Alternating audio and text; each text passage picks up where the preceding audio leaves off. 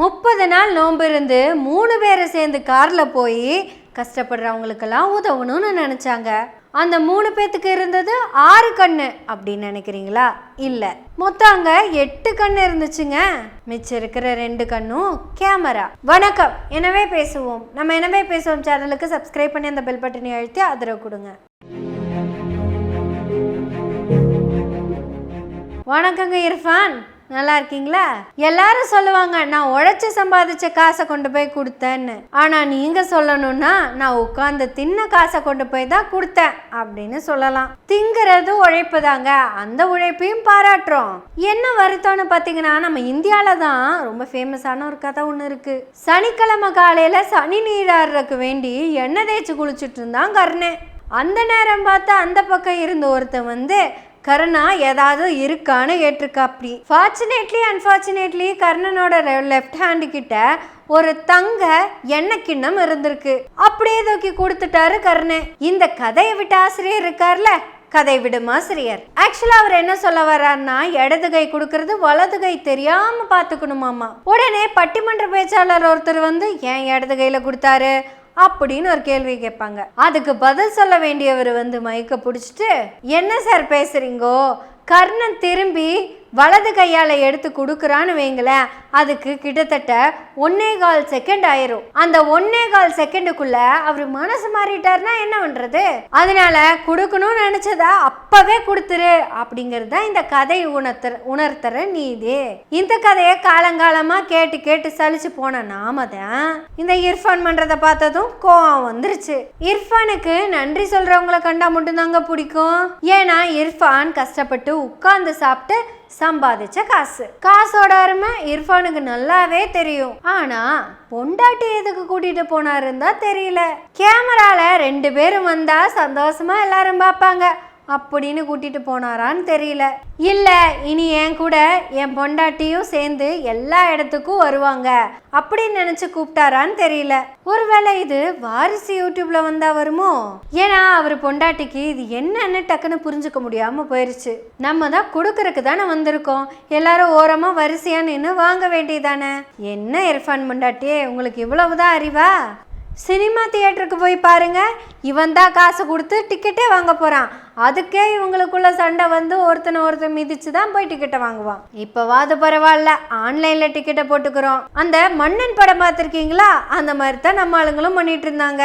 கம்பிக்குள்ள புகுந்து ஒவ்வொருத்தன் தலையிலையும் தோல்லையும் காலை வச்சு ஏறி ஏறி ஏறி போய் அதுல ஒருத்தன் சொல்லுவான், டே பார்த்து போடா கண்ணுக்குள்ள மண்ணு உழுகுதுல்ல அப்படின்னு சொல்லுவான். அவன் இத்தனை பேத்தையும் தாண்டி அவனை எல்லாம் மிதிச்சு டிக்கெட் வாங்கி வெளியே வந்துட்டு, என் தலைவன் படத்தை பார்க்கறதுக்கு டிக்கெட் வாங்கிட்டேன்ல, இதுக்கே நம்ம ஆளுங்க அப்படிதான் போவாங்க. ரம்ஜான் அன்னைக்கு கிஃப்ட் தரீங்க, நீங்க கிஃப்ட் கொடுத்ததும் ஒருத்தங்க உங்ககிட்ட இருந்து புடுங்கிட்டு போனதும், அதுக்கு உங்க மூஞ்சி மாறினதும், அதுக்கு உங்க புருஷன் கோவப்பட்டதும், இதெல்லாம் யாருக்குமே தெரியாம நடந்த விஷயம். ஆனா நீங்க தான் 2 கண்ணை முன்னாடியில வச்சிருக்கீங்க. இர்ஃபான் மட்டும் இல்ல, எல்லா இன்ஃப்ளூயன்ஸ்க்கும் இருக்கிற பிரச்சனை என்னன்னு பாத்தீங்கன்னா, எல்லாரும் பிக் பாஸ் கேண்டிடேட்டாவே மாறிட்டாங்க. அவங்களுக்குன்னு பர்சனல் லைஃப்னு ஒரு பொடலங்காயும் கிடையாது. எதை பண்ணாலும் கேமரா ரெக்கார்ட்லயே தான் பண்ணுவாங்க. அதுவும் நம்ம சதீஷ் தீபா பண்ற காமெடி எல்லாம் நல்லாவே தான் இருக்கும். கேமரா கொண்டு போய் வச்சுட்டு பொண்டாட்டிக்கு பாத்திரம் விளக்க போவாரு, அது வரைக்கும் சரி. ஏதோ கடை ஓப்பனிங்கு போய் வெட்டுற மாதிரி தொப்புள் கொடியை வெட்டுறத வீடியோ எடுக்கிறது, இதெல்லாம் எடுத்து யாருக்கு போட்டு என்ன கொண்டு வந்து சொல்லணும்னு நினைக்கிறீங்க? அது போக விளாக்ஸ். உங்களுக்குன்னு ஒரு லைஃபே இல்லை. உங்க லைஃப்ல நடக்கிற எல்லாத்தையுமே வியாபார பொருளாவே மாத்திட்டீங்க. முதல்ல எல்லாம் கிசுகிச படிச்சு குசு குசுன்னு பேசிக்குவாங்க. இங்க கிசுகிசுவை நீங்களே ஓப்பனா வீடியோ எடுத்து அனுப்புறீங்க, நாங்க அதை ஷேர் பண்ணி சேட் பண்ணிக்கிறோம். இதுக்கிடையில நீங்க போட்டு இந்த கிசுகிசெல்லாம் தப்பு அப்படின்னு நாங்க பேசுறோம். எங்களை மாதிரி எல்லாம் நாங்க எதுக்கு பேசுறோம்? கேமராவை உங்க லைஃப்ல நடக்கிற எல்லா பக்கமும் தூக்கிட்டு போகாதீங்கன்னு சொல்றோம். பாருங்க, கோயம்புத்தூர்ல ஒருத்தங்க துர்கான்னு ஒருத்தங்க, நான் யூரின் டெஸ்ட் பண்ணங்க 2 கோடு வருதா இல்லையான்னு கேமரால காட்டுறாங்க. கேமரால பார்த்தா 1 கோடு.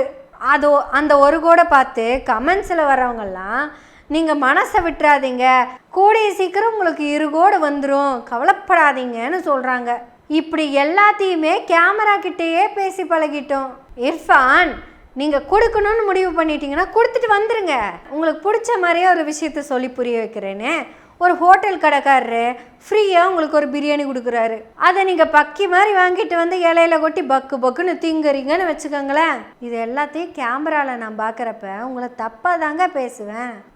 கொஞ்சம் பொறுமையாடுறா, அவர் கொடுக்கத்தானே வந்திருக்காரு, எதுக்கு பிடுங்கிட்டு போகிற புடலங்கா அப்படின்னு தான் பேசுவேன். ஆனால் அதை நீங்கள் கான்செப்டாகவே வச்சுருந்துருக்கலாம். ஏன்னு கேட்டால் இவ்வளவு டேஸ்ட்டாக இருக்கிற பிரியாணியை கொண்டு வந்து கொடுக்குற வரையும் பொறுமை இல்லைங்க, அவ்வளவு டேஸ்ட்டாக இருக்குது, இட்ஸ் டெலிஷியஸ் அப்படின்னு புழுகுனாலும் புழுகுவீங்க.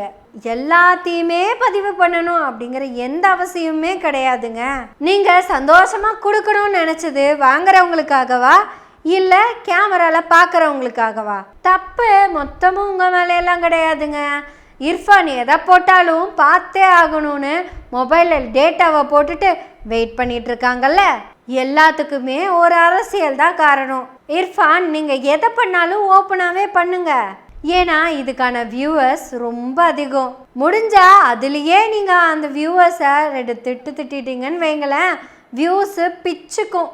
ஏன்னா இந்தியாங்கிறது நாதியற்ற நாடுங்க, ஆனால் ஜாதி உள்ள நாடுங்க.